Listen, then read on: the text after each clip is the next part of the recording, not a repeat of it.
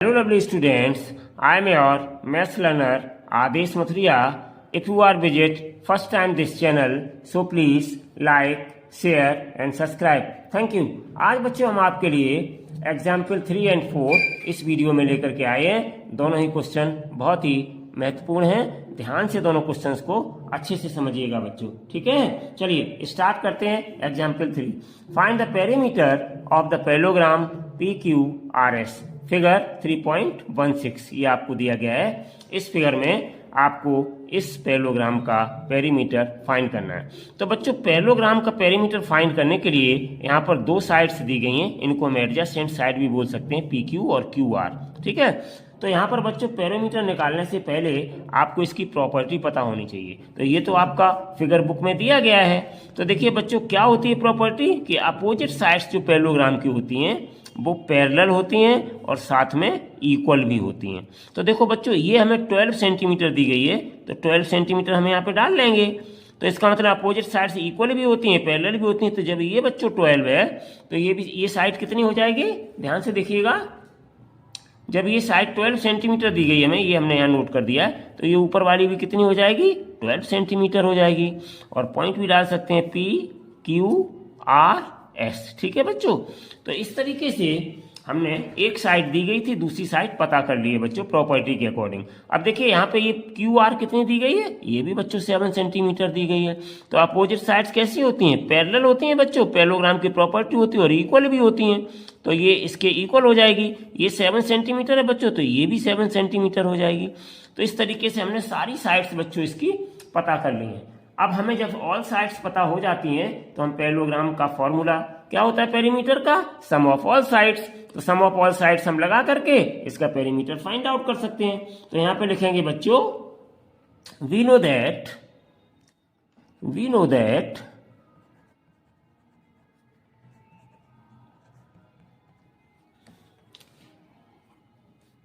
opposite sides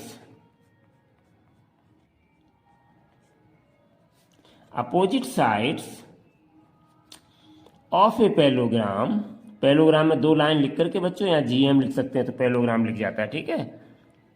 are equal and parallel भी होती हैं, चाहो तो लिख दो पैरेलल की, हालांकि यहाँ पे कोई जरूरत नहीं पड़ेगी, लेकिन आप चाहो तो लिख सकते हो, ठीक है बच्चों। तो देयरफॉर PQ बराबर इक्वल्स टू RS और इक्वल्स टू ये कितनी है 12 सेंटीमीटर, तो दोनों कितने की हो जाएंगी, 12 सेंटीमीटर की हो जाएंगी, ठीक है बच्चों। दूसरी चीज देयरफॉर QR बराबर क्या हो जाएगा, PS के या SP के। तो ये कितनी है 7 सेंटीमीटर, तो ये भी कितनी हो जाएगी 7 सेंटीमीटर, ठीक है बच्चों। चलिए तो अब हम पैरेललोग्राम की प्रॉपर्टी तो लगा चुके हैं, अब हम यूज करेंगे अपना पेरीमीटर के लिए फॉर्मूला। तो देखिए बच्चों क्या होता है, नाउ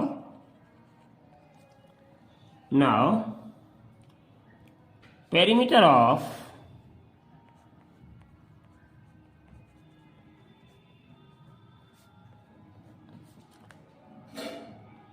पैरेललोग्राम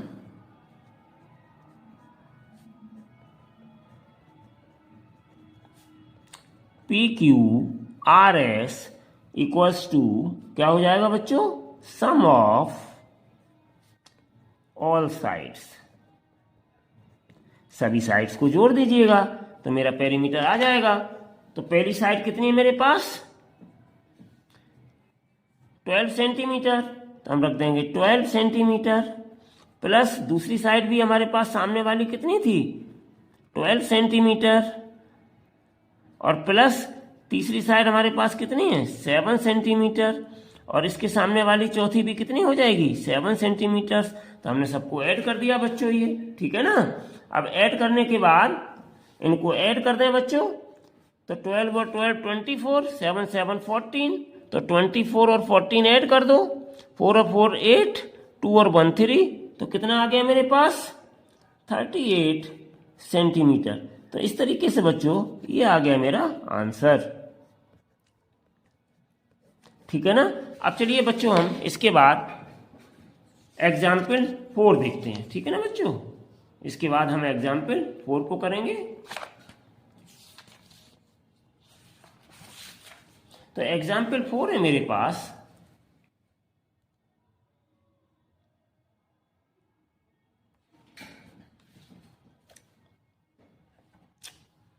इन फिगर 3.20, ये 3.20 फिगर है आपका। Best is a parallelogram, BEST, इस पैलोग्राम का नाम है बच्चों BEST, best is a parallelogram, find the value of x, y and z। तो x, y और z की जो एंगल्स हैं इनकी वैल्यू हमें बच्चों फाइंड आउट करनी है। देखिए ये x एंगल है, ये y है और ये z है, मार्क किए गए हैं, ठीक है ना बच्चों। इनकी वैल्यू हमें फाइंड आउट करनी है। तो बच्चों हम क्या करेंगे, प्रॉपर्टीज का यूज करेंगे और धीरे धीरे से बारी बारी से हम सारे एंगल्स को निकालते जाएंगे। तो देखिए बच्चों, we know that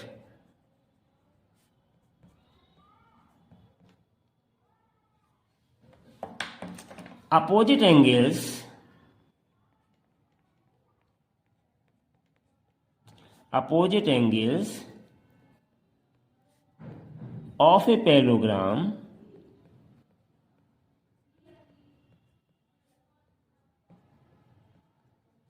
are equal,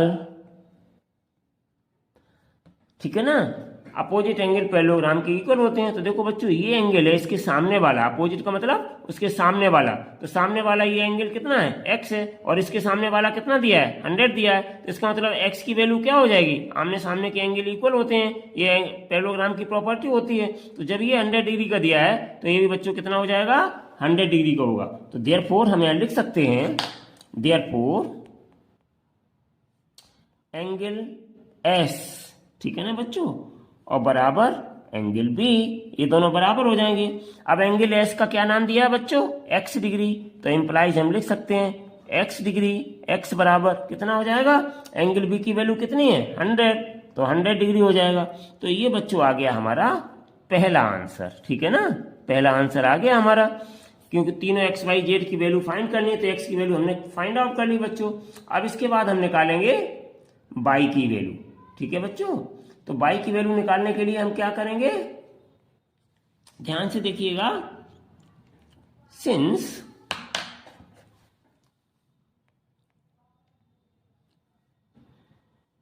angle x and, मैंने अलग फिगर बना रखा है बच्चों, angle y are corresponding angles,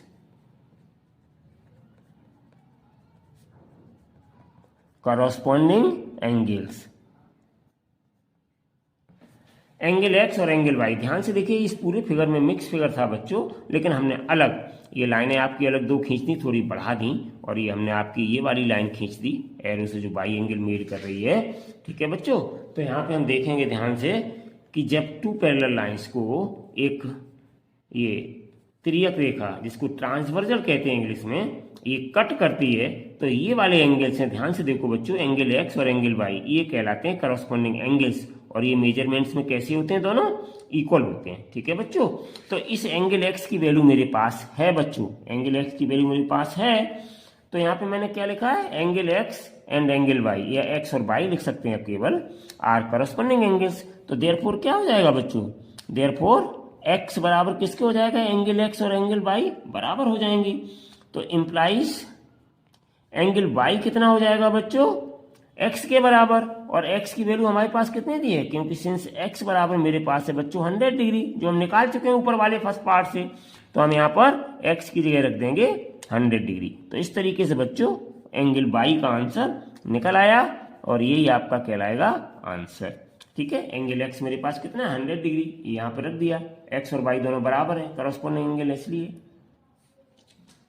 अब बच्चों हम चलते हैं, एक और पार्ट इसमें पूछा गया है, angle z, find angle z। ये देखिए आपका पूछा गया है x, y एंड z। तो एंगल z की वैल्यू और निकालनी है हमें इसमें बच्चों।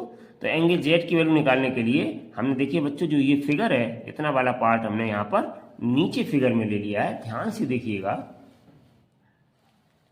ये देखिए मैंने यहाँ पर ले लिया इतना पार्ट, ठीक है बच्चों। ये पार्ट हमने इतना बना लिया है। यहाँ पर ये एंगल जेड है, हम निकाल चुके हैं। कितना निकाला एंगल बाई कितना निकाला मैंने, 100 डिग्री का निकाल चुके हैं। तो देखो बच्चों, ये दोनों एंगल कहलाते हैं लीनियर पेयर में, यानी कि इन दोनों एंगल का मेजरमेंट होता है 180 डिग्री। तो ये लीनियर पेयर में, तो हम यहाँ लिख सकते हैं बच्चों, सिंस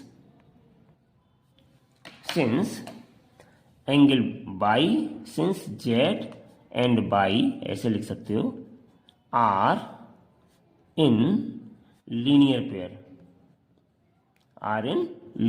लीनियर पेयर का मतलब क्या होता है कि एक ऐसा पॉइंट जहां पर दो एंगल बन रहे हैं और उनका सम 180 है। ठीक है बच्चों, तो ये लीनियर पेयर में, तो हम यहां लिख सकते हैं बच्चों, so that y plus z equals to 180 degree. तो ये कितने डिग्री हो जाएंगे, 180 डिग्री हो जाएंगे। अब बच्चों एंगल बाई की वैल्यू हम निकाल चुके हैं, एंगल बाई की वैल्यू मेरे पास कितनी है, 100 डिग्री, ठीक है ना, और प्लस जेड की हमें निकालनी है, इक्वल्स टू 180 डिग्री।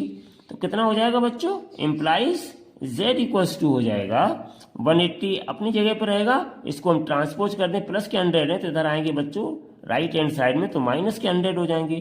तो इम्प्लाइज जेड इक्वल्स टू कितना आ गया, 180 में से 100 माइनस किया तो आपका आ गया 80 डिग्री। कितना आ गया बच्चों, तो यही हो गया आपका आंसर। तो जेड की वैल्यू भी निकल के आ गई। तो हम बच्चों यहाँ पे आप फाइनली क्या लिखेंगे, 10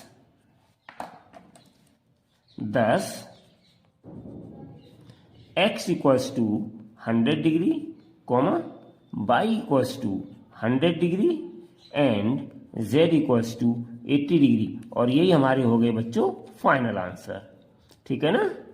तो इस तरीके से बच्चों आज हमने आपका एग्जाम्पल 3 और एग्जाम्पल 4 इस वीडियो के माध्यम से खत्म किया।